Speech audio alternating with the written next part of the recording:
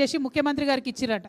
అందులో వాళ్ళు ఏమంటారంటే మేము మొత్తం 242 కులాలు అంటే బీసీ ఎస్సీ ఎస్టీ ఓసీ అన్నీ కలిపి 242 కులాలకు సంబంధించి కాంపోజిట్ బ్యాక్వర్డ్నెస్ ఇండెక్స్ అనేది ఒకటి తయారు చేస్తూ ఉన్నాము. సిబిఐ కాంపోజిట్ బ్యాక్వర్డ్నెస్ ఇండెక్స్ అని తయారు చేస్తున్నాము.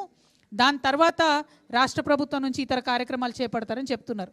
నేను ఇండిపెండెంట్ కమిటీని రాష్ట్ర ప్రభుత్వాన్ని డిమాండ్ చేసేది ఒకటే, మీరు ఇదివరకే షమీమ్ అఖ్తర్ కమిషన్ వేసిండ్రు, దాని నివేదికను బయట పెట్టలేదు.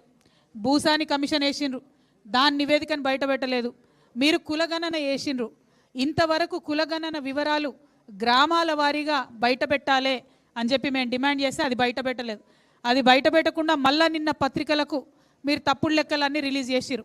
56.33% బీసీ ముస్లింలు బీసీ హిందువులు కలిసి 56.33% ఉన్నారని, ఎస్టీలు 10.45% ఉన్నారని, ఎస్సీలు 17.43% ఉన్నారని, ఓసీలు 15.79% ఉన్నారని చెప్పి మీరు మళ్ళీ ఇవే లెక్కల్ని చెప్తున్నారు. ఈ లెక్కలు కరెక్టా? ఈ లెక్కలు కరెక్ట్ అని ఘంటాపదంగా చెప్పే ధైర్యం రేవంత్ రెడ్డి గారికి ఉంటే వారిని నేను ఛాలెంజ్ చేస్తూ ఉన్నాను.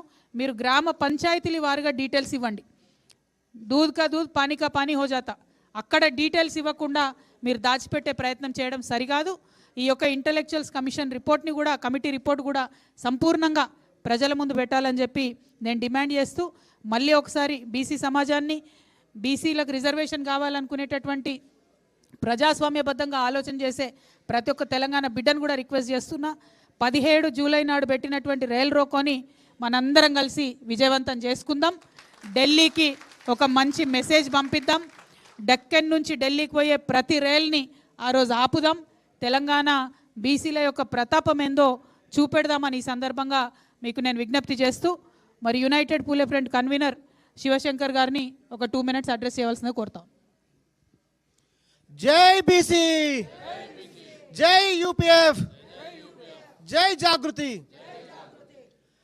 మనం ఈరోజు బీసీ బిల్లు మీద చట్టసభలో 42% రిజర్వేషన్ కల్పించాలనేటువంటి ఉద్దేశం